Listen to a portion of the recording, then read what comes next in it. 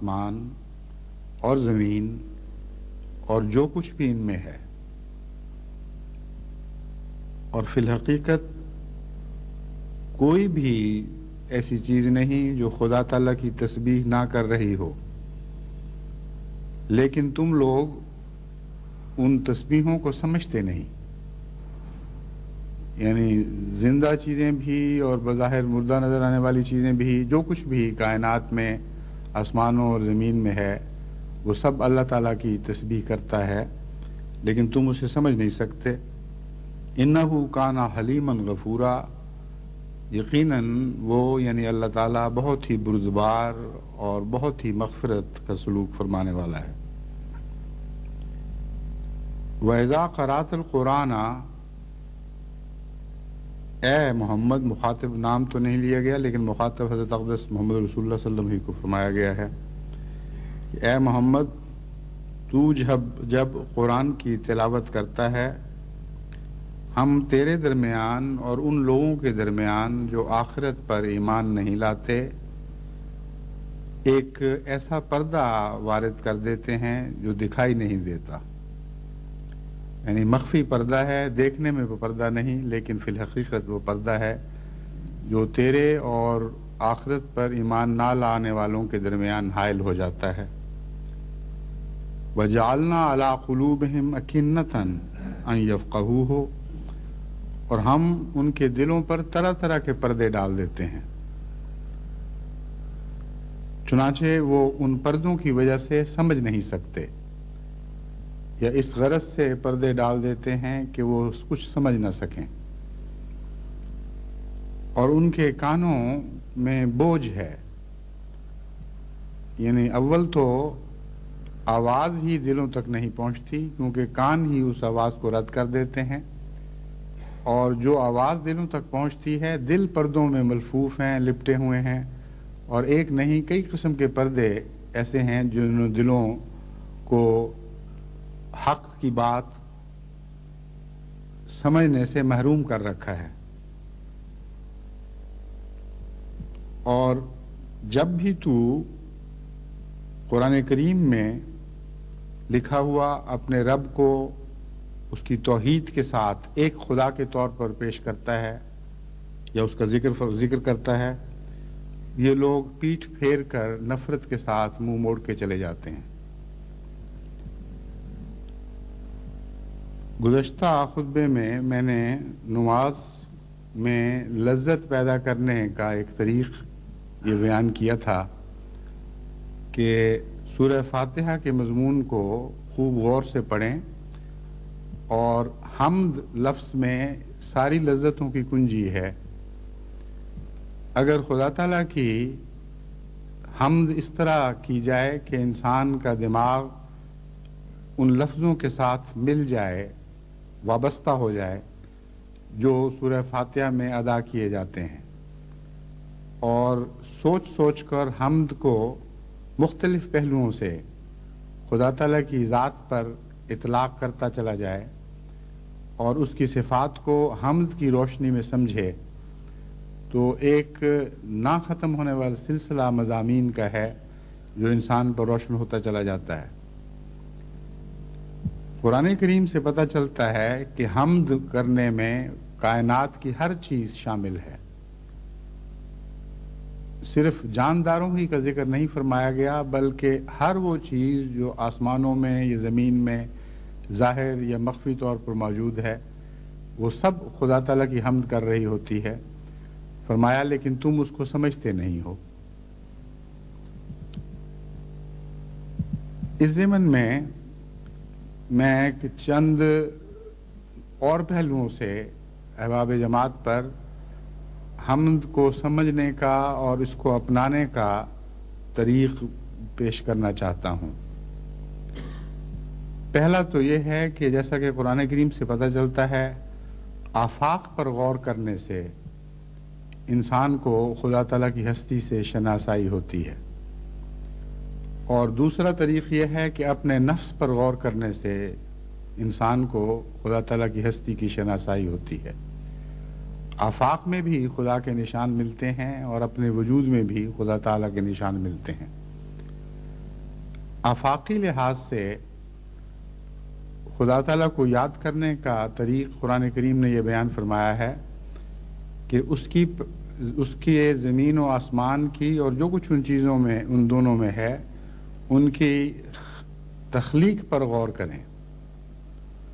جیسا کہ فرمایا الذین یذکرون اللہ قیاما وقعودا وعلی جنوبہم، اولو الالباب وہ لوگ ہیں، صاحب عقل وہ لوگ ہیں جو خدا تعالیٰ کو یاد کرتے ہیں اپنے پہلوؤں پر کھڑے ہوئے بیٹھے ہوئے ہر حالت میں. وَيَتَفَكَّرُونَ فِي خَلْقِ السَّمَاوَاتِ وَالْأَرْضِ، اور ان کی یاد محض ایک خیالی اور فرضی یاد نہیں ہوتی بلکہ خدا تعالیٰ کی تخلیق پر غور کرنے کے نتیجے میں اس سے مدد حاصل کر کے ان کی یاد میں بہت گہرائی پیدا ہو جاتی ہے اور غیر معمولی لذت پیدا ہو جاتی ہے. پس زمین و آسمان کی تخلیق پر غور کرنا اور دن اور رات کے بدلنے پر غور کرنا ذکر الہی کے ساتھ ایک گہرا تعلق رکھتا ہے. اور اللہ تعالیٰ فرماتا ہے کہ تم اگر صاحب عقل ہو، تم صاحب ہوش ہو، تو ہم تمہیں یہ طریق بتاتے ہیں کہ ہمیں یاد کرنے کے لیے ہماری تخلیق پر غور کیا کرو، اور جب تم ہماری تخلیق پر غور کرو گے تو ہم سے اس طرح تمہاری شناسائی ہو جائے گی، ایسا گہرا تعلق پیدا ہو جائے گا کہ عاشق کی طرح تم خود بخود ہمیں یاد کرنے لگو گے، اور پھر دن رات یاد کرو گے. لیٹے ہوئے اپنے پہلوؤں پر اس وقت بھی ہمیں یاد کرو گے، اٹھتے چلتے پھرتے بیٹھتے، گویا کہ ہر حالت میں ہم تمہیں یاد رہیں گے. یہ طریق ہمیں سمجھایا گیا. اور جہاں غور کرنے کے لیے نصیحت فرمائی وہاں یہ بھی ساتھ بتا دیا کہ تم اکیلے نہیں ہو حمد میں. جن چیزوں پر تم غور کر کے ان سے مدد لیتے ہوئے ہمیں یاد کرتے ہو، ہر وہ چیز جس پر تم غور کرو گے وہ خود ہماری یاد میں مصروف ہے اور ہماری یاد میں محو ہے اور ہماری تسبیح کر رہی ہے. یہ مضمون اتنا وسیع ہو جاتا ہے یاد کرنے والوں کا کہ ساری کائنات کا ذرہ ذرہ اللہ تعالیٰ کے ذکر میں مشغول اور محو دکھائی دیتا ہے، لیکن اس کے باوجود انسان جسے سب سے زیادہ عقل دی گئی ہے، سب سے زیادہ ناسمجھ ہے. لا تفقہون، تم ان کی تسبیح کو سمجھتے ہی نہیں. کیسا تم غور کر رہے ہو کہ نہ خدا تعالیٰ کی کائنات پر غور کر کے خدا کی یاد تمہارے دل میں پیدا ہوتی ہے، نہ جن چیزوں پر غور کرتے ہو یہ سمجھ سکتے ہو کہ وہ کیوں ان باتوں میں مصروف ہیں جو تمہیں دکھائی تو دیتی ہیں مگر سمجھ نہیں آتی. اس کے بعد اگلی آیت کا تعلق بظاہر اس مضمون سے نہیں لیکن فی الحقیقت اسی سے ہے اور اسی کی اگلی کڑی ہے، لیکن وہ میں بعد میں بیان کروں گا. اب میں اس مضمون کے پہلے حصے کو ذرا زیادہ کھول کر بیان کرتا ہوں. انگلستان میں آج کل بدھ کے روز رات کو جو زندگی کی مختلف شکلیں ہیں ان سے متعلق ڈیوڈ ایٹنبرا کی فلمیں دکھائی جا رہی ہیں. ڈیوڈ ایٹنبرا ایک بایولوجسٹ ہے جو اس فن میں غالباً آج تمام دنیا کے زندہ لوگوں میں سب سے زیادہ ماہر ہے کہ مختلف جانوروں کی زندگی کے حالات کو فلمائے، یعنی ویڈیو کے ذریعے، اور پھر ان کی ایسی حالتوں میں ان کو پکڑ لے کہ جو عام طور پر نظر سے اوجھل رہتی ہیں، اور اس طریق پر پھر پیش کرے کہ جس کے نتیجے میں ایک حیرت انگیز منظم زندگی کا نقشہ ہمارے سامنے ابھرتا ہے، اور مختلف پہلوؤں کو وہ لیتا ہے اور ان پہلوؤں سے تعلق رکھنے والے مختلف جانوروں کی فلمیں پھر اکٹھی کر دیتا ہے،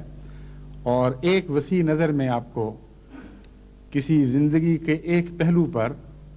مختلف جانوروں کی وجہ قدر اشتراک دکھائی دینے لگتی ہے.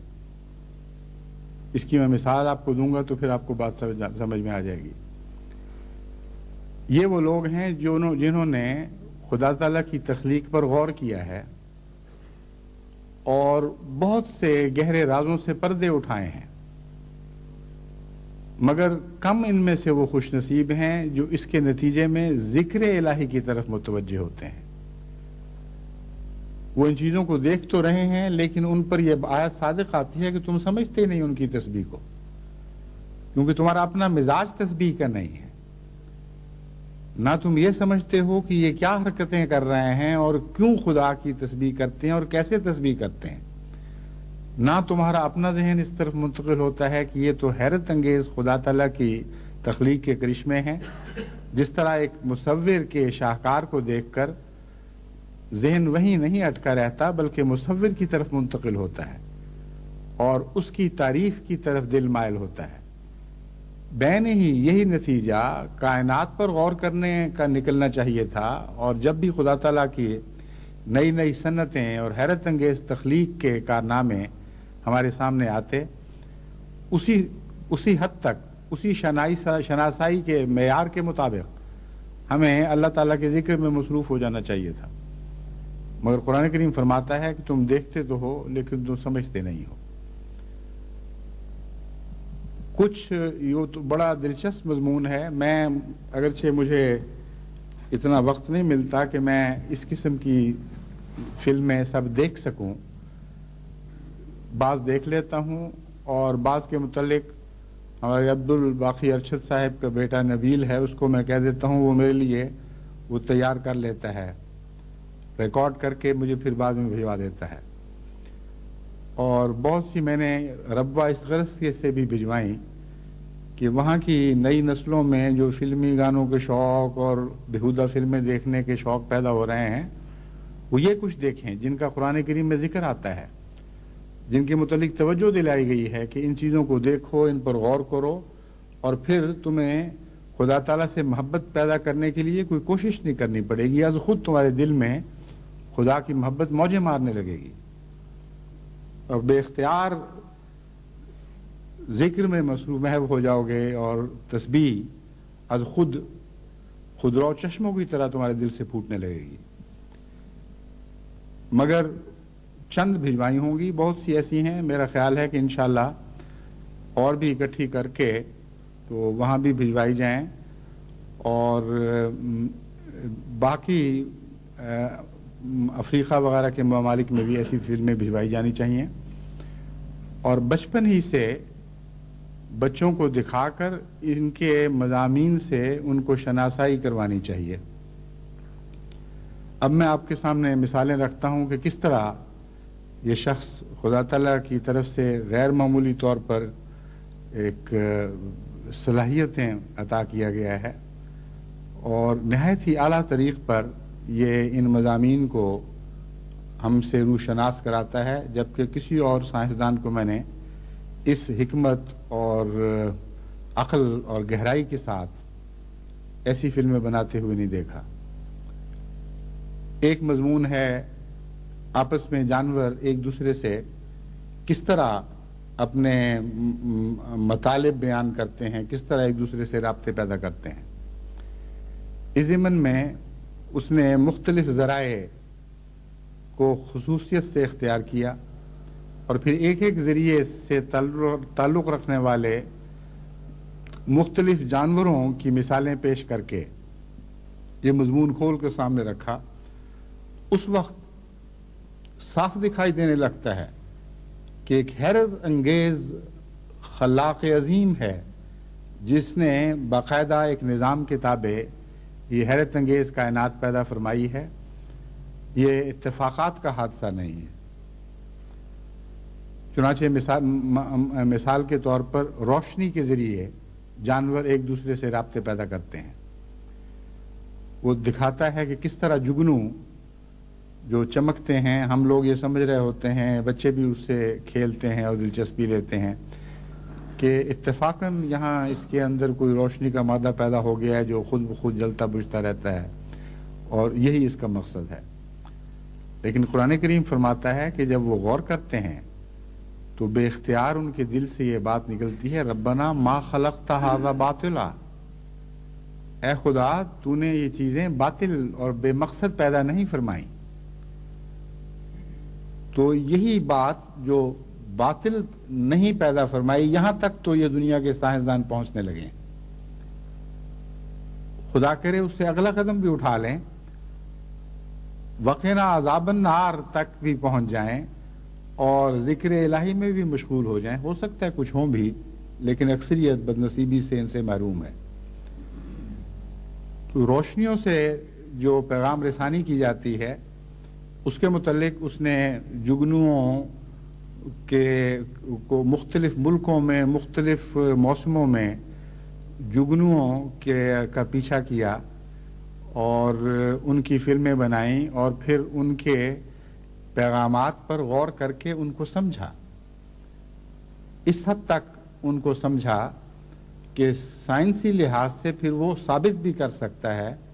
کہ جو نتیجہ میں نکال رہا ہوں یہ درست ہے. جہاں تک پیغامات کا تعلق ہے، وہ ان سائنسدانوں کی نظر صرف یہاں تک پہنچی ہے کہ اس کا نر کا پیغام مادہ کو کس طرح پہنچتا ہے، مادہ کا پیغام نر کو کس طرح پہنچتا ہے. لیکن ڈیوڈ ایٹنبرا کچھ آگے بھی قدم بڑھا چکا ہے، اور یہ باتیں کہنے کے بعد جو عام طور پر سائنسدان کہتے ہیں، کچھ مثالیں ایسی بھی پیش کرتا ہے جس سے معلوم ہوتا ہے کہ صرف اتنی سی بات نہیں ہے، اور بھی بہت سی باتیں ہیں، اور بھی بہت کچھ یہ ایک دوسرے سے کہہ رہے ہیں، اور باقاعدہ ان کی ایک روشنیوں کی زبان ہے. چنانچہ جگنوؤں کی پیروی میں وہ ملائیشیا بھی گیا اور وہاں اس نے ایسے ایسے عظیم مناظر دیکھے کہ جن کو دیکھ کر انسان کا دل اللہ تعالیٰ کی حمد سے لبریز ہو جاتا ہے. ایک درخت پر لکھو بہت بڑے درخت پر لکھو جگنو بھی ہو سکتے ہیں، اتنے کہ یوں معلوم ہوتا ہے کہ پتے پتے پر ایک جگنو ہے، اور وہ سارے کے سارے ایک ہم آہنگی کے ساتھ، جس طرح تال پر سر چلتے ہیں اس طرح ایک نغمگی کے ساتھ اکٹھے بجھتے ہیں اور اکٹھے جلتے ہیں، اور ان کے درمیان کوئی فرق نہیں، جیسے ایک دل دھڑک رہا ہو، جیسے نبض چلتی ہو، اس طرح وہ سارے ایک دم جلتے ہیں اور ایک دم بجھتے ہیں. وہ کہتا ہے کہ عجیب بات ہے کہ ہم نے امریکہ میں بھی دیکھے، وہاں اکیلے اکیلے جگنو چمکتے بجھتے دیکھے، لیکن یہ عجیب کائنات ہے خدا کی کہ ان سب نے ایک دوسرے سے ہم آہنگی سیکھ لی ہے. اور پھر اس نے مزید جب ان پر غور کیا تو اس نے یہ بات معلوم کی کہ نر جب چمکنے کے ذریعے مادہ کو پیغام بھیجتا ہے، اگر مادہ اس کا جواب دینا چاہے اور اپنی طرف بلانا چاہے تو یوں ہی اتفاقاً ایک طبی رد عمل کے طور پر وہ نہیں چمکے گی، بلکہ بین ہی 2 سیکنڈ انتظار کے بعد آدھے سیکنڈ کے لیے چمکے گی، جس کا مطلب یہ ہے کہ ہاں میں تیار ہوں تم سے تعلق قائم کرنے کے لیے، میری طرف آ جاؤ. چنانچہ اس نے روشنی سے یعنی ٹارچ کے ذریعے یہ کر کے دکھایا. جب جگنو چمکے تو اس کے پورے 2 سیکنڈ کے بعد اس نے ہاتھ پر تھوڑی سی ٹارچ روشن کی اور آدھا سیکنڈ صرف روشن کی، اور اڑتا ہوا ایک جگنو وہاں پہنچ گیا. لیکن یہ جو اتنی سی بات اس نے حاصل کی ہے، اس کے لیے سال ہا سال کی اس کو محنت کرنا پڑی ہوگی، غور کرنا پڑا ہوگا، اور ایک چھوٹا سا علم اس کو حاصل ہو گیا جس کو اس نے سائنسی طور پر ثابت بھی کر دیا. مجھے یاد ہے جب میں ایک دفعہ بنگلہ دیش گیا تو خیال تھا سندربن میں نئی نئی جماعتیں قائم ہو رہی تھیں کہ سندربن بھی جانا چاہیے. چنانچہ یہی نظارہ پہلی مرتبہ میں نے سندربن میں دیکھا تھا، اور مجھے علم نہیں تھا کہ ملائیشیا میں بھی ایسا ہوتا ہوگا. اور آج تک مجھے یاد ہے اس کی کیفیت یاد تو ہے لیکن ناقابل بیان ہے جب آپ خود یہ نظارہ دیکھیں کہ دور تک میل ہا میل تک سارے درخت جگنوں سے بھرے ہوئے ہیں اور سارے بیک لخت بجھتے اور بیک لخت جلتے ہیں، اور کوئی انسانی روشنیوں کا کھیل اس سے زیادہ دل کو متاثر نہیں کر سکتا۔ لیکن ملیشیا کا تو مجھے علم نہیں، مگر بنگلہ دیش میں سندر بن میں ایک مزید بات اور بھی تھی کہ وہ ان کا نام مجھے یاد نہیں، جھینگر قسم کی چیزیں ہیں جو درختوں کے اوپر آوازیں نکالتے ہیں، خاص قسم کی کرچ کرچ کی سی آوازیں بھی نکلا کرتی ہیں، لیکن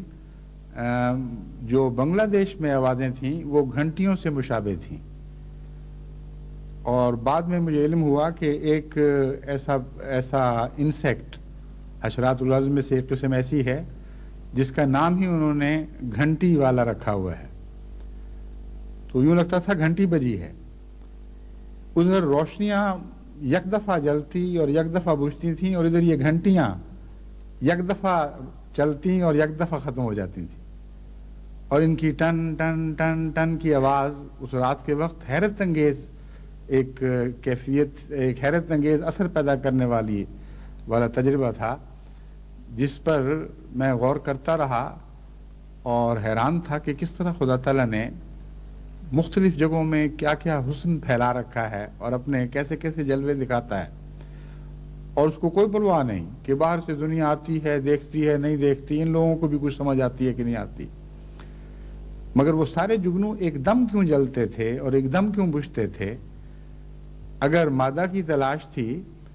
تو عام طور پر جانوروں میں یہ رجحان پایا جاتا ہے کہ مادہ کے لیے وہ الگ ہو کر باقیوں سے بچ کر ایسے اشارے دیتے ہیں تاکہ دوسرے رقیب نہ ان کے پہنچ جائیں، مگر وہاں یہ نظارہ نہیں تھا۔ بس ڈیوڈ ایٹنبرا کی فلم میں جب میں نے دیکھا تو مجھے وہ یاد آ گیا۔ یہ ایک طریق ہے تسبیح کا، خدا تعالیٰ کی تسبیح دنیا میں ہر چیز کر رہی ہے، کچھ آوازوں کے ذریعے، کچھ روشنی کے ذریعے، کچھ سجدہ ریز ہو کر، کچھ لہکتے ہوئے، ہزارہا مخلوقات کی قسمیں یا انگنت کہنا چاہیے، اور ہزارہا تسبیح کی قسمیں یا انگنت کہنا چاہیے دنیا میں موجود ہیں، لیکن ہم غافل آنکھوں سے ان کو دیکھ کر گزر جاتے ہیں اور معلوم نہیں ہوتا کہ ہمارے خالق نے کیسی کیسی حسین چیزیں تخلیق فرما رکھی ہیں۔ روشنیوں کے سلسلے میں مجھے یاد ہے وہاں ہی رات کے وقت کشتی میں سفر کا موقع ملا تو ایسی مچھلیاں ہمارے ساتھ ساتھ دوڑتی تھیں جو چاندی کی طرح چمک رہی تھیں، اور پہلی مرتبہ مجھے یہ اتفاق ہوا تھا کہ ایسی مچھلی دیکھوں جو چاندی کی طرح چمکتی، یوں لگتا تھا کہ باقاعدہ چاندی کی بنی ہوئی مچھلیاں ہیں جو کوندے مار رہی ہیں ساتھ ساتھ اور سطح کے قریب آ کر کشتی کی پیروی کرتی تھیں۔ ڈیوڈ ایٹنبرا نے فلم میں نہ صرف فضا میں چمکنے والے حشرات الارض کی تصویریں کھینچی ہیں، مختلف قسم کی، صرف جگنوؤں کی نہیں، بلکہ زمین پر چلنے والوں کی بھی کھینچی ہیں اور سمندر میں ڈوبے ہوئوں کی بھی کھینچی ہیں، اور وہ بتاتا ہے کہ نہ جب اس حیرت انگیز جلوہ آرائی سے خالی ہے، نہ خشکی پر چلنے والے جانور اس سے خالی ہیں، نہ سمندر کے اندر بسنے والے اس سے خالی ہیں۔ چنانچہ سمندر میں جب وہ جا کر دکھاتا ہے تو سطح پر، یعنی سطح کے قریب رہنے والی مچھلیاں اور مختلف قسم کے جانور رات کے وقت وہ ایک دوسرے سے روشنیوں کے ذریعے باتیں کر رہے ہوتے ہیں اور بہت ہی خوبصورت نظارے پیدا ہوتے ہیں۔ لیکن سب سے زیادہ حیرت انگیز چیز جو ایٹنبرا نے بھی محسوس کی اور ہر دیکھنے والا محسوس کرتا ہے، وہ یہ ہے کہ سمندر کی تہ میں اتنی گہرائی پر، جہاں سمندر کے پانی کا بوجھ اتنا بڑھ جاتا ہے کہ فضا کے اندر جو بوجھ ہے جس میں ہم زندگی بسر کرتے ہیں اس سے 50 گنا سے بھی زیادہ ہو جاتا ہے، یعنی اتنا بوجھ ہے کہ اگر ایک انسان بغیر کسی مشینی سہارے کے، بغیر خاص قسم کے خوت پہنے ہوئے نیچے چلا جائے تو اس بوجھ سے پچک کر اس طرح چپٹ کے پھیل جائے اور بکھر جائے جس طرح اس کے اوپر کئی ٹن وزن ڈال دیا جائے، شاید اس سے بھی زیادہ وزن ہو، کیونکہ 50 گنا فضائی وزن سے زیادہ وزن ہو جاتا ہے نیچے جا کر۔ وہاں ڈیوڈ ایٹنبرا یہ تمہید قائم کرتا ہے کہ میں جب خاص قسم کی کشتی میں بیٹھ کر کیمرے وغیرہ لے کر نیچے گیا تو اول تو یہ بھی نہیں سوچ سکتا تھا انسان کہ اس نے اتنے حیرت انگیز دباؤ کے نیچے کوئی زندگی پل سکتی ہے، لیکن مزید حیرت اس بات پر ہے کہ وہاں روشنی کا کوئی اشارہ بھی نہیں پہنچتا، کوئی نور کی کوئی ایک اچھٹی ہوئی کرن بھی وہاں داخل نہیں ہو سکتی، کیونکہ اوپر کی سطح کا پانی اس کو جذب کر لیتا ہے، اور مکمل تاریکی کا اگر کہیں کوئی تصور ہے تو وہ نیچے ہے، کلیتاً بالکل ایک تاریک دنیا ہے۔ کہتا وہاں جب ہم نیچے پہنچے، وہ دکھاتا ہے وہ فلم، تو وہاں ہمیں ایسی حیرت انگیز مچھلیاں دکھائی دیں، ہر قسم کے مختلف جانور چلتے پھرتے دکھائی دیے، جن کا آپس میں گفتگو کا ذریعہ روشنی تھا۔ بس اس انتہائی اندھیرے میں بھی خدا نے مخلوق کو روشنی کے ذریعے ایک دوسرے سے گفتگو کرنے کا سلیقہ سکھایا ہوا ہے اور ملکہ عطا کر رکھا ہے، وہ اعضاء عطا کر دیے ہیں جن کا بنانا آج کے سائنسدان کے بھی اختیار میں نہیں کہ اس طرح اس کو بنا کر ان کے جانوروں کے اندر وہ رکھ دے اور وہ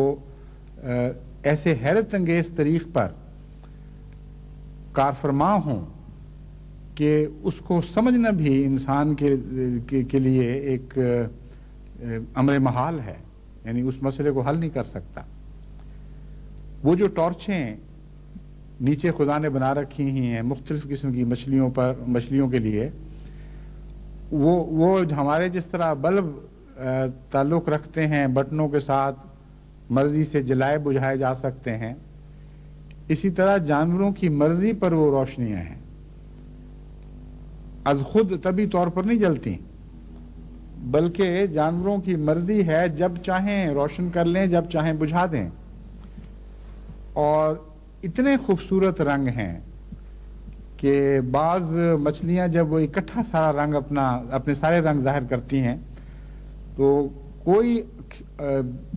اس کا آگ کا کھیل جو آپ نے دنیا میں دیکھا ہوگا اس کا مقابلہ نہیں کرتا، حد سے زیادہ خوبصورت مناظر پیدا ہوتے ہیں۔ اور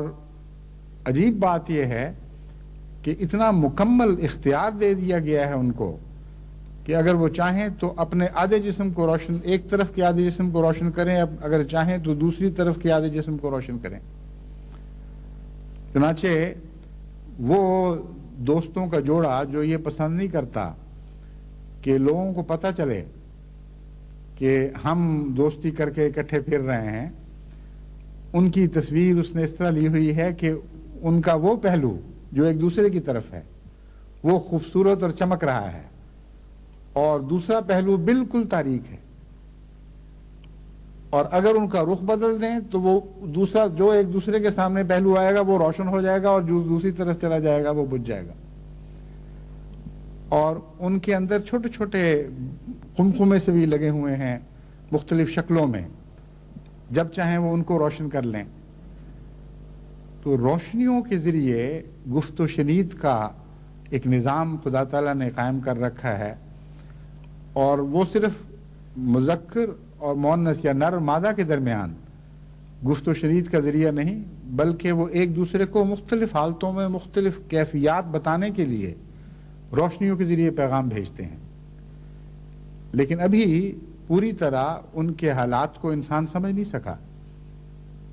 اول تو یہ کہ بہت مشکل کام ہے، دوسرا یہ کہ سائنسدانوں کا جب ایک طرف دماغ چل پڑے تو عادت پڑ جاتی ہے، ہر بات کا وہی نتیجہ نکالتے ہیں۔ اتنی سی بات سمجھ آ گئی کہ مرد اور عورت میں آپس میں تعلق ہوتا ہے تو ہر اشارے کا یہ مطلب نکالنے لگ جاتے ہیں، حالانکہ خدا تعالیٰ کی کائنات وسیع ہے. وَلَا يُحِيطُونَ بِشَيْءٍ مِّنْ عِلْمِهِ إِلَّا بِمَا شَاءَ. وہ تو خدا کی کسی چیز کے ایک چھوٹے سے پہلو کا بھی احاطہ نہیں کر سکتے. الا بما شاء، مگر جس کی خدا توفیق بخشے، جتنا چاہے ان کو علم عطا فرما دیتا ہے. تو خدا تعالیٰ نے قرآن کریم میں جو ہمیں یہ بتایا کہ تم کائنات میں خدا تعالیٰ کی تخلیق پر غور کیا کرو اگر اولو الالباب ہو. فرمایا اولو الالباب یہی کرتے ہیں، صاحب علم و عقل غور کرتے رہتے ہیں کہ خدا تعالیٰ نے کائنات کیسے بنائی ہے، کیا کیا نظام اس میں رکھے ہوئے ہیں، کس طرح خدا تعالیٰ کی صفات اس کائنات میں جلوہ گری کرتی ہیں. اور جب وہ یہ دیکھتے ہیں تو ذکر الہی پیدا ہوتا ہے اس سے، اور یہی عقل کی تعریف ہے. نہ اکیلا ذکر الہی کو معنی رکھتا ہے جس میں عقل شامل نہ ہو. آنکھیں بند کر کے آپ کسی کی تعریف کرتے رہیں، آپ کو پتہ ہی نہ ہو کہ تعریف کس چیز کی کر رہے ہیں، اس کو ذکر کہنا ہی حماقت ہے. اور چیز دیکھ رہے ہیں مگر تعریف پیدا نہیں ہو رہی، صاحب حمد کی طرف ذہن نہیں جا رہا، یہ بھی ایک اندھا پن ہے. تو عقل کی نشانی یہ ہے کہ ان دونوں چیزوں میں امتزاج ہو جائے، یہ دونوں چیزیں ایک دوسرے کے ساتھ وابستہ ہو جائیں، اور پھر خدا تعالیٰ کی عجیب شان آپ کو ہر جگہ دنیا میں پھیلی ہوئی دکھائی دے گی. جیسا کہ اس آیت میں بیان فرمایا ہے، تسبح لہ السماوات السبع والارض ومن فیہن وإن من شیء الا یسبح بحمدہ ولکن لا تفقہون تسبیحہم. کہ دیکھو اسی کی تعریف کر رہے ہیں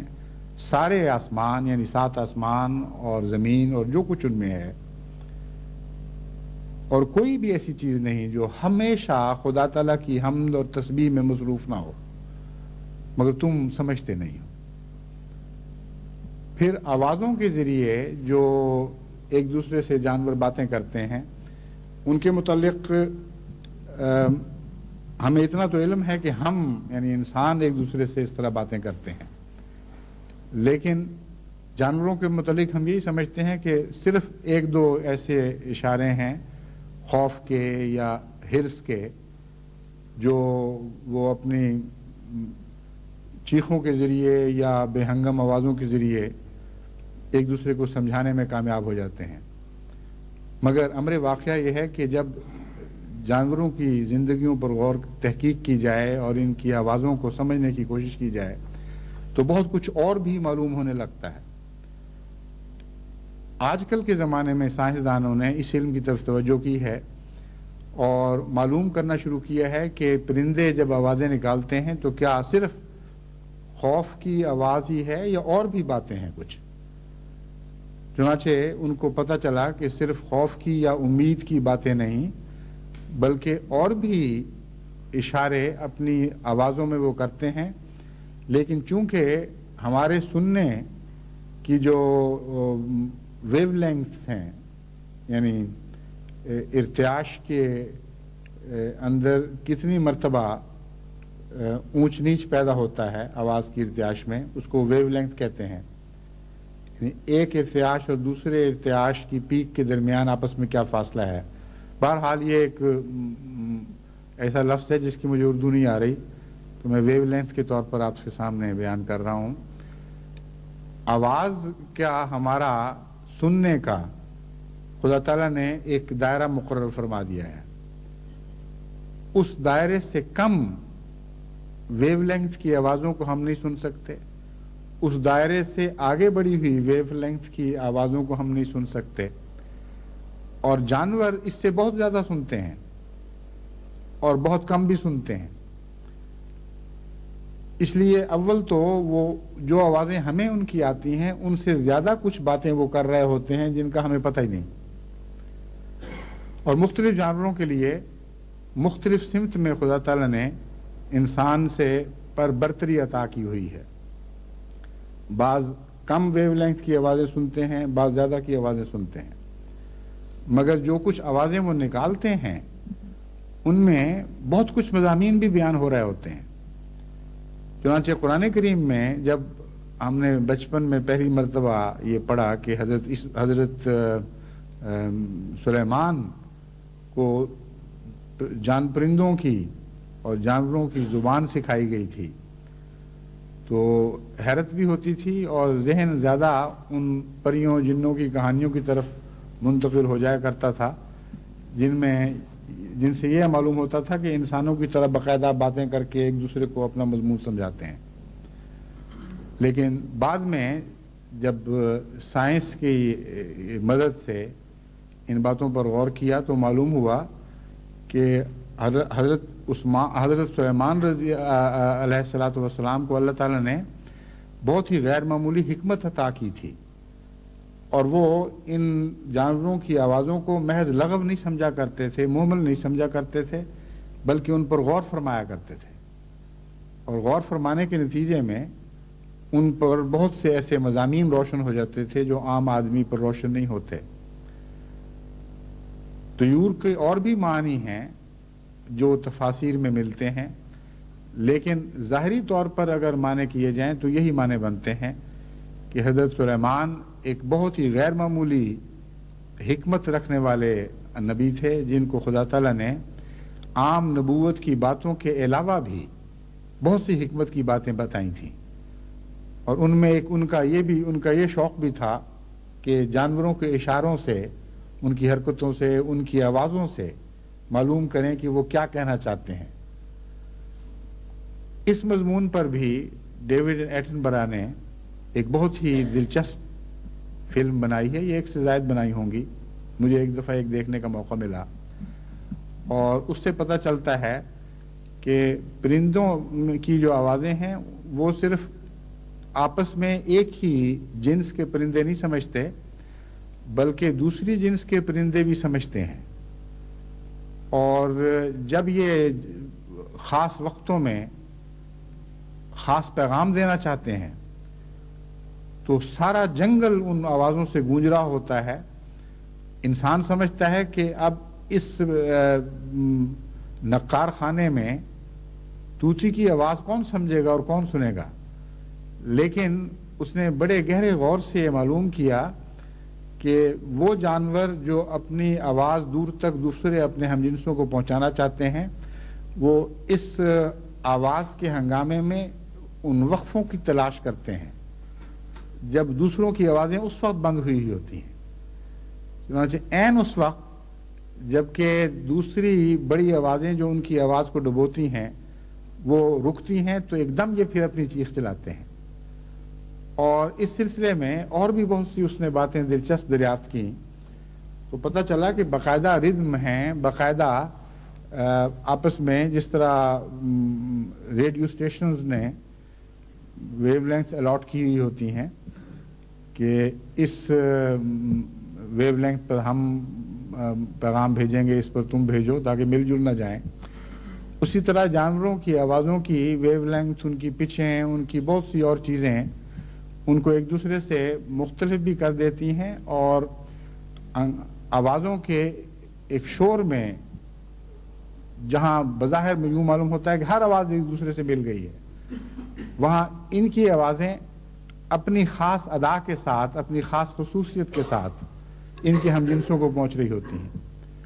بس بعض دفعہ وقفوں سے فائدہ اٹھا کر، بعض دفعہ آواز کی قسموں کی صلاحیت کی بنا پر یہ بے انتہا شور میں بھی ایک دوسرے سے گفت و شنید کی صلاحیت رکھتے ہیں،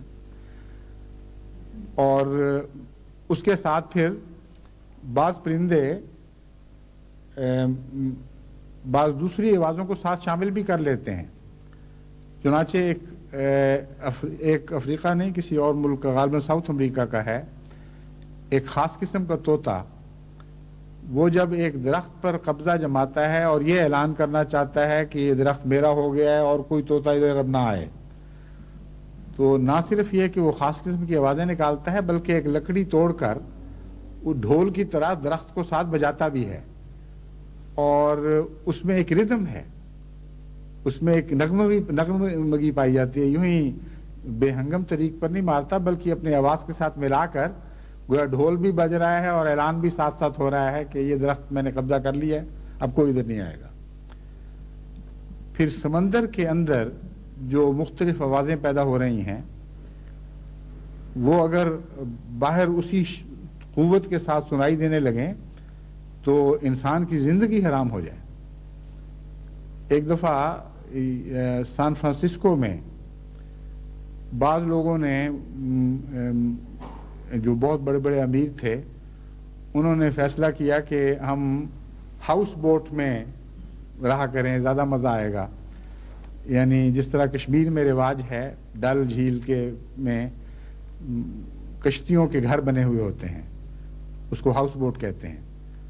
تو انہوں نے بہت ہی قسم عظیم الشان اور عیاشی کے تمام سامانوں سے مرصع کر کے ایسے کشتیوں کے گھر بنائے اور ان میں رہنے لگے، لیکن ان کو چین نصیب نہ ہوا، کیونکہ ساری رات اتنی خوفناک آوازیں آتی تھیں کہ دل دہل جاتے تھے، اور آوازوں کی قسمیں ایسی تھیں جس سے وہ سمجھتے تھے کہ شاید بجلی والوں نے جو کیبلز بچھائی ہیں ان سے کوئی مقناطیسی لہریں اٹھتی ہیں جو بعض دوسروں سے ٹکرا کر یہ آواز پیدا کرتی ہیں۔ بعضوں کا خیال تھا کہ سورج والوں نے اس طریق پر گندا پانی نیچے سے قریب سے گزارا ہے کہ اس سے یہ گونج پیدا ہو رہی ہے۔ چنانچہ مختلف مقدمے بن گئے، کوئی بجلی کی کمپنی پہ بن گیا، کوئی کمیٹی پہ بن گیا کہ تم نے سورج غلط طریقے سے گزارا ہے، اس سے ہماری نیند حرام ہو گئی ہے۔ اور یہ بھی مقدمے چل ہی رہے تھے کہ ایک سائنسدان نے تحقیق کی اور اس نے اس کی وجہ معلوم کر لی۔ اس علاقے میں ایک خاص قسم کی مچھلی پائی جاتی ہے جو سارا دن خاموش رہتی ہے اور ساری رات آوازیں نکالتی ہے، اور ان آوازوں کے ذریعے مچھلیاں ایک دوسرے کو رات کو پیغام دے رہی ہوتی ہیں کہ ہم یہاں ہیں، یہاں آ جاؤ۔ چنانچہ اس نے ایک اسی قسم کی آواز ریکارڈ کی، یعنی خود اس کے بنا کر، اور سمندر کے اندر ایک لاؤڈ سپیکر جس پر پانی اثر نہیں کرتا تھا وہ لٹکایا، اور کیمرے مقرر کیے جو اس کی تصویریں کھینچیں۔ تو جب وہ وہی آواز نکالتا تھا تو اس لاؤڈ سپیکر کے گرد بڑی تیزی کے ساتھ وہ مچھلیاں حملہ کر کے آتی تھیں، اور اس وقت پتہ چلا کہ یہ ہیں آواز نکالنے والی مچھلیاں۔ سمندر کے اندر وہ آواز بہت ہی زیادہ شدت سے محسوس ہوتی ہے، لیکن وہ اتنی قوی آواز تھی کہ سمندر سے باہر بھی سنائی دیتی تھی۔ یہ عام طور پر نہیں ہوتا، لیکن سمندر کے اندر تو بعض مچھلیوں کی آوازیں اتنی طاقت کے ساتھ حرکت کرتی ہیں کہ وہ ایک دوسرے سے 300 میل دور باتیں کر لیتی ہیں۔ چنانچہ اب باقاعدہ سائنسدانوں نے تحقیق کر کے عملاً 300 میل بلکہ بعض صورتوں میں اس سے بھی زیادہ دور ان مچھلیوں کی آوازیں پکڑی ہیں اور ان کو حل کیا ہے اور معلوم کیا ہے کہ یہ پیغام اس طرح دیتی ہیں۔ تو سمندر کے نیچے بھی پھر وہ ڈیوڈ ایٹنبرا چلا جاتا ہے آوازوں کے آلوں کے ساتھ، اور وہاں ایک عجیب کائنات خدا کی دکھائی دیتی ہے۔ اس قدر شور بپا ہے، اس قدر ہنگامہ ہے کہ بظاہر ہمارے کان کچھ بھی نہیں سن رہے، کوئی آواز نہیں آ رہی، لیکن سمندر کی دنیا اس طرح بول رہی ہے، اس طرح باتیں کر رہی ہے کہ جس طرح ہمارے یہاں کہتے ہیں نا مچھی ہٹے میں چلے جاؤ تو شور و غل بپا ہوا ہوتا ہے، کچھ سمجھ نہیں آتی کو کیا کہہ رہا ہے۔ اگر ان سب کی آوازیں انسان سمجھنے لگے اور انسان سننے لگ جائے تو اس کو تو اس کے سمجھنا تو کیا درکنار، اس کے کان کے پردے پھٹ جائیں، کیونکہ اتنی طاقتور آوازیں ہیں کہ انسان ان کا متحمل ہی نہیں ہو سکتا۔ بس اللہ تعالیٰ جب فرماتا ہے کہ ہم نے کانوں پر پردے ڈالے ہیں جن کو تم دیکھتے نہیں ہو اور دیکھ سکتے نہیں ہو، تو امر واقعہ یہ ہے کہ خدا تعالیٰ نے ایسے پردے بنا رکھے ہیں، یعنی ظاہری دنیا میں بھی وہ پردے بنے ہوئے ہیں جن کو ہم دیکھ نہیں سکتے۔ ویو لینتھ بدلنے کے نتیجے میں ایک پردہ بن گیا، آپ خاص قسم کی آوازیں سنتے ہیں، بعض دوسری قسم کی آوازیں سن ہی نہیں سکتے، ورنہ اگر سنتے تو اپنی آوازیں سننے کی بھی اہل نہ رہتے۔ اس قدر طاقتور آوازیں ہیں، اتنا زبردست شور ہے کہ پردوں کے پرخچے اڑ جائیں۔ بس خدا تعالیٰ نے پردے رکھے ہوئے ہیں حفاظت کی خاطر، لیکن بدنصیب لوگ وہ ہیں جو ان پردوں سے کے نتیجے میں حق سے محروم رہ جاتے ہیں۔ خدا تعالیٰ نے جو پردے بنائے ہیں وہ خاص مقاصد کے لیے بنائے ہیں۔ اب روحانی دنیا میں بھی جب ہم پردوں کی بات کرتے ہیں تو اللہ تعالیٰ کے قائم کیے ہوئے پردے کچھ مسالے رکھتے ہیں، لیکن بدنصیب لوگ ان پردوں کے نتیجے میں حق بات سے محروم رہ جاتے ہیں۔ پردے اس لیے خدا تعالیٰ نے عطا کیے انسان کو تاکہ گندی باتوں سے بچے، لغو باتوں سے بچے، ان چیزوں سے بچے جو خدا سے دور لے جاتی ہیں۔ یہ تھا استعمال پردے بنانے کی، یہ حکمت تھی۔ اس لیے بنایا تو خدا ہی نے ہے، مگر انسان جب چیزوں کے غلط استعمال کرنے لگتا ہے تو وہ چیز جو فائدے کی خاطر بنائی جاتی ہے وہ نقصان کا موجب بن جاتی ہے۔ بس جہاں بھی آپ یہ پڑھتے ہیں کہ ہم نے ایسا کیا، ہم نے پردے بنائے، ہم نے فاصلے حائل کیے، روکے پیدا کی، تو نعوذ باللہ اس کا یہ مطلب نہیں ہے کہ اللہ تعالیٰ نے شر پہنچانے کے لیے ایسا کیا۔ مراد یہ ہے کہ خدا تعالیٰ نے کہ قانون نے بعض مصلحتوں کی وجہ سے بعض چیزیں بنا رکھی ہیں، بعض روکیں پیدا کرنے کی صلاحیت انسان کو بخشی ہے۔ آنکھیں بند کر سکتا ہے، یہ بھی اس کی نعمت ہے۔ اگر انسان آنکھیں بند نہ کر سکتا تو اس کا نظام عصبی تباہ و برباد ہو جاتا، نیند نہیں آ سکتی تھی اس کو، اور ہر وقت کی آنکھیں کھلی ہوئی تو ایک عذاب ہے۔ اب دیکھیں، آنکھیں بند کرنا ایک نعمت کے طور پر دیا گیا تھا، مگر آپ اگر روشنیوں سے آنکھیں بند کر لیں اور جگہ جگہ ٹھوکریں کھاتے پھریں اور ایک مصیبت میں مبتلا رہیں تو معمولی روزمرہ کی زندگی آپ کے لیے عذاب بن سکتی ہے۔ ایک دفعہ ہم نے سیر کرتے ہوئے یہ مقابلہ کیا کہ آنکھیں بند کر کے کون سیدھا چل سکتا ہے، تو آنکھیں بند کر کے اول تو چلنا ہی بڑی مشکل ہے، بہت بڑی مصیبت ہے، آدمی کا بیلنس بگڑ جاتا ہے، دوسرے رخ کا پتہ ہی نہیں چلتا۔ چنانچہ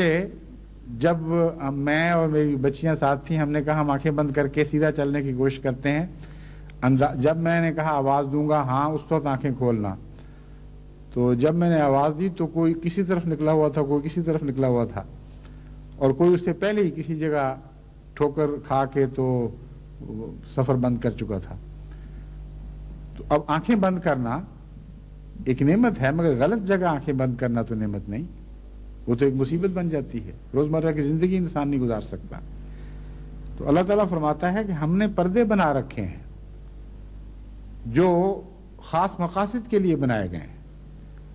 مگر یہ بدنصیب ایسے ہیں کہ پردے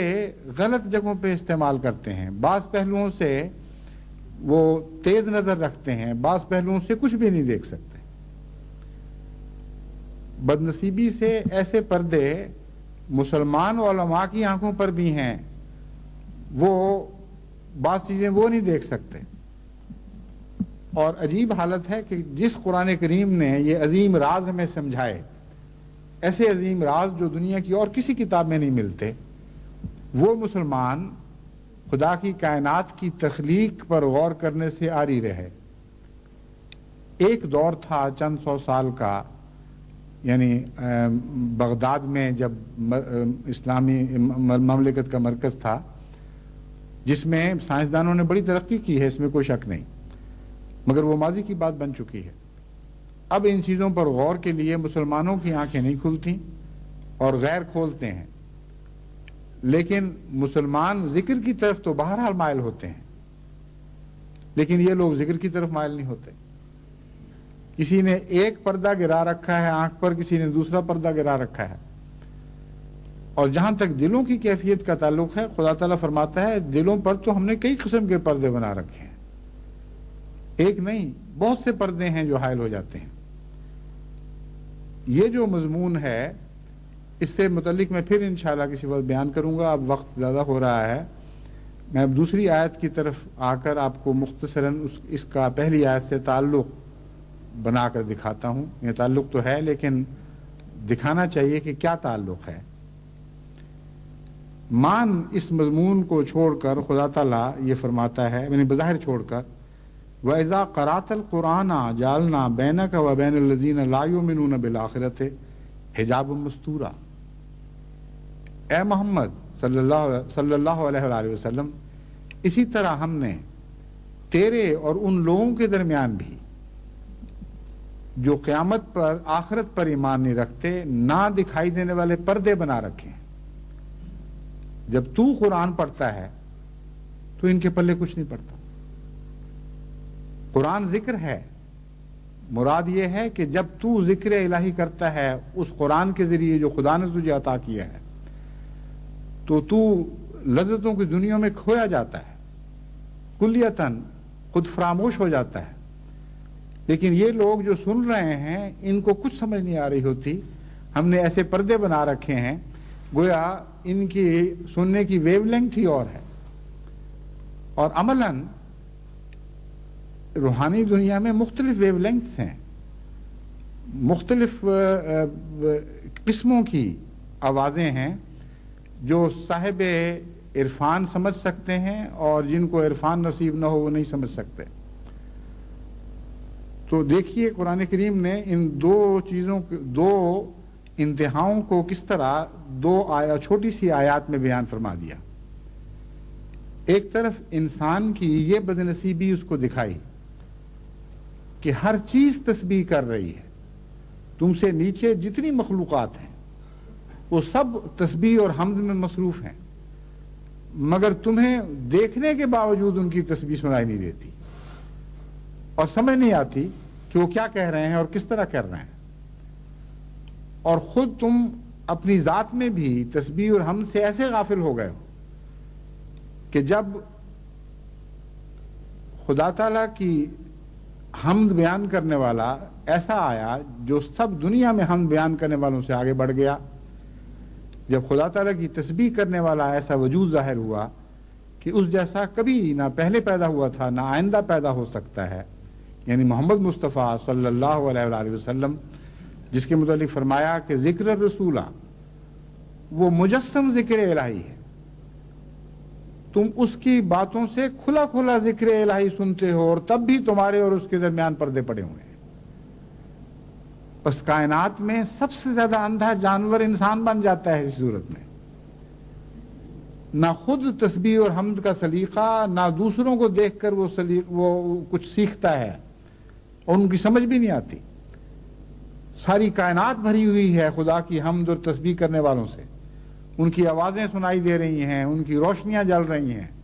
اور عجیب مناظر ہیں جو تمام دنیا میں کائنات میں ہر طرف پھیلے پڑے ہیں. ہواؤں میں بھی ہیں، خشکی کے اوپر بھی، زمین پر چلنے والوں میں بھی اور سمندر کی گہرائیوں تک ہیں. اور دن رات وہ جلوہ افروزیاں ہو رہی ہیں، خدا تعالیٰ کے جلوے ظاہر ہو رہے ہیں مختلف شکلوں میں، مگر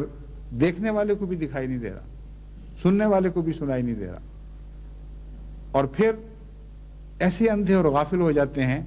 کہ جب حضرت اقدس محمد مصطفیٰ صلی اللہ علیہ وآلہ وسلم ان پر ذکر الہی پڑھتے ہیں تو ان کی اور ان کے درمیان ایک پردہ آ جاتا ہے اور کچھ سمجھ نہیں آتی. بس اگر نماز میں لذت پیدا کرنی ہے تو نماز سے باہر ذکر الہی کا سلیقہ سیکھیں. ولا ذکر اللہ اکبر کا ایک یہ بھی معنی ہے کہ نماز میں تو تم تھوڑی دیر ٹھہرتے ہو، لیکن خدا کے ذکر کا مضمون بہت وسیع تر ہے، ہر طرف پھیلا ہوا ہے. اور ذکر کو سمجھو تو پھر جب تم نمازوں کی طرف لوٹو گے تو ہر دفعہ آنے میں تمہیں ایک نئے خدا سے شناسائی ہوگی. خدا تو وہی ہوگا لیکن اس کے نئے جلوے دیکھ کر تم آ رہے ہوگے. اس مضمون کو اگر اس مضمون کے ساتھ ملا لیں جو دل کے اندر اپنے وجود پر، اپنے حالات پر غور کرنے کے ذریعے خدا دکھائی دیتا ہے، تو اس کو کہتے ہیں اندر اور باہر دونوں کا روشن ہو جانا. صوفیاء جو باتیں کرتے ہیں لوگ سمجھتے ہیں پتہ نہیں کس قسم کی روشنی ہے، آنن فانن مل گئی. کہتے ہیں جی ہمارے تو 14 طبق روشن ہو گیا، ہمارا تو باہر بھی روشن ہو گیا، ہمارا تو اندر بھی روشن ہو گیا. وہ کوئی ایسی روشنی نہیں ہے جو اچانک بلب جلا کر ان کو نصیب ہو جاتی ہے، وہ عمر بھر کے ذکر الہی کے نتیجے میں پیدا ہونے والی روشنیاں ہیں جو باہر سے بھی دکھائی دیتی ہیں اور اندر سے بھی دکھائی دیتی ہیں، اور وہ بڑھتی رہتی ہیں، اور ان کے اندر ایک نئی چمک پیدا ہو جاتی ہے، نئے نئے رنگ ظاہر ہونے لگتے ہیں۔ بس وہ سمندر کی گہرائیاں بھی جو بعض لوگوں کے لیے تاریک تر ہیں، جب بصیرت نصیب ہو تو وہاں بھی روشنیاں جلتی ہوئی دکھائی دیتی ہیں۔ بس ذکر الہی کے مضمون کو سمجھیں، اور یہی حمد ہے۔ غور کے بعد جب حمد کے ذریعے آپ خدا تعالیٰ سے محبت اور تعلق پیدا کریں گے تو پھر نمازوں میں جب حمد کا لفظ آئے گا اور حمد کے ساتھ وابستہ صفات الہی نظر آئیں گی تو ان میں آپ کو نئے نئے نور دکھائیں گے، نئے دکھائی دیے جائیں گے، نئی نئی روشنیاں نظر آنے لگیں گی، نئے حمد کے ترانے گاتے ہوئے لفظ دکھائی دیں گے، اور آپ کی روح بے شمار لذتوں میں ڈوب جائے گی۔ لیکن یہ ممکن نہیں ہے کہ ہر نماز میں کلیتاً تمام تر نظارے ایک ہی دفعہ آپ کو دکھائی دیں۔ عادت ڈالنی پڑے گی، رفتہ رفتہ تھوڑی تھوڑی حسب توفیق۔ ہر دفعہ جب نماز پڑھیں تو کچھ تو سوچیں خدا کی حمد کی بات جو آپ کے دل پر اس کیفیت کے وقت زیادہ اثر انداز ہو رہی ہو، اور چاہے آدھا منٹ ٹھہریں، چاہے 1 منٹ ٹھہریں، اس مضمون کو ایسے حقیقی حمد کے مضمون سے باندھ کر آگے چلیں جو آپ نے محسوس کیا، میں زبان سے ادا نہ کیا جا رہا ہوں۔ بس جب الحمدللہ رب العالمین کہتے ہیں تو جتنے نظارے میں نے آپ کو بتائے ہیں یہ ربوبیت ہی کی تو نظارے ہیں۔ تمام جہانوں کا رب ہے، اور کیسی کیسی صنعتیں اس نے پیدا کر رکھی ہیں، اور ان کا عشر اشیر بھی ابھی ہمیں پتہ نہیں چلا، بلکہ ہزارواں، لاکھواں، کروڑواں حصہ بھی ہم پر ابھی روشن نہیں ہوا۔ لیکن جو کچھ بھی ہم نے دیکھا حیرت انگیز پایا۔ اس طرح آپ کا علم بڑھتا ہے تو خدا کی حمد بڑھتی چلی جاتی ہے، اس کا شعور بڑھتا چلا جاتا ہے۔ پھر اپنے نفس اور اپنے دل پر غور کریں، اپنی زندگی پر غور کریں، روزمرہ کے تجارب پر غور کریں، خدا تعالیٰ کے احسانات پر غور کریں، تو جتنا جتنا آپ غور کریں گے اتنا اتنا آپ کی نمازیں لذتوں سے بھرنی شروع ہو جائیں گی۔ اللہ تعالیٰ ہمیں اس کی توفیق عطا فرمائے۔ میں سمجھانے کی کوشش کرتا ہوں، لیکن ایسے عجیب مضامین ہیں کہ جن کا سمجھانا بھی مشکل ہے، لیکن یہ میں یقین دلاتا ہوں کہ ایک ہی علاج ہے، اور صرف ایک ہی، کہ ایاک نعبد و ایاک نستعین کے دروازہ کھول کر ذکر الہی میں داخل ہوں۔ ایاک نعبد، ہم صرف تیری ہی عبادت کرتے ہیں یا تیری ہی عبادت کریں گے، مگر کس طرح؟ ایاک نستعین، تجھ سے ہی مدد مانگتے ہوئے۔ اگر تیری مدد نصیب نہ ہو تو ہم نہیں کر سکتے۔ میں نے آپ کو بتایا تھا کہ یہاں عبادت میں حمد کا مضمون داخل ہے۔ سچی حمد کے بغیر عبادت کا حق ہو ہی نہیں سکتا، اور سچی حمد نہ ہو عبادت کے ساتھ تو ایاک نستعین کی دعا قبول نہیں ہو سکتی، کیونکہ حمد کا قبولیت دعا سے گہرا تعلق ہے۔ چنانچہ اسی مضمون کو رکوع سے اٹھتے وقت جو ہم کلمہ کہتے ہیں وہ کھول دیتا ہے۔ وہ کلمہ یہ ہے، سمع اللہ لمن حمدہ، اللہ اس کی سنتا ہے جو اس کی حمد کرتا ہے۔ ایاک نعبد و ایاک نستعین میں ہمیں یہی تو بتایا گیا تھا کہ خدا سے عرض کرو کہ ہم تیری عبادت کرتے ہیں، اس لیے تجھے ہی سناتے ہیں کہ اے خدا ہماری مدد کو آ، ہماری دعا قبول کر۔ لیکن عبادت حمد سے خالی نہیں ہونی چاہیے، ورنہ یہ دعا نامقبول ہو جائے گی۔ اس مضمون کو سمع اللہ لمن حمدہ نے کھول دیا کہ اللہ سنتا ضرور ہے، مگر ان کی سنتا ہے جو اس کی حمد کرتے ہیں، حمد کے ذریعے تعلق قائم ہوتا ہے۔ پس خدا سے حمد کا تعلق قائم کریں، اپنی روزمرہ کی زندگی میں یہ تعلق بڑھائیں، پھر عبادت میں جب اس کے حضور حاضر ہوں گے تو آپ کو ہر عبادت کے وقت ایک قریب تر آیا ہوا خدا دکھائی دے گا، جس کے بہت سے تعلقات آپ سے قائم ہو جائیں گے. جتنی حمد آپ سوچیں گے اتنے ہی محبت کے رابطے خدا تعالیٰ سے بڑھنے شروع ہو جائیں گے. اللہ تعالیٰ ہمیں اس کی توفیق عطا فرمائے.